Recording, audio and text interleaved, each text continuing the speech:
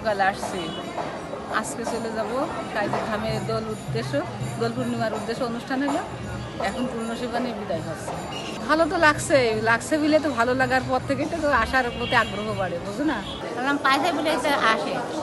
এই যে বলছে একটা মানুষ কয় শিশে পয়দা, কয় রতি সৃষ্টি, রতির হিসাবের গান বলে না, তো সেই সবগুলো তো তত্ত্বভেদ, এরা তো কালামগুলো হচ্ছে মানে গান বসে গান, ওরা গানের তার বসে গান, আর আমরা বলছি যে কালাম, আল্লাহ কালাম।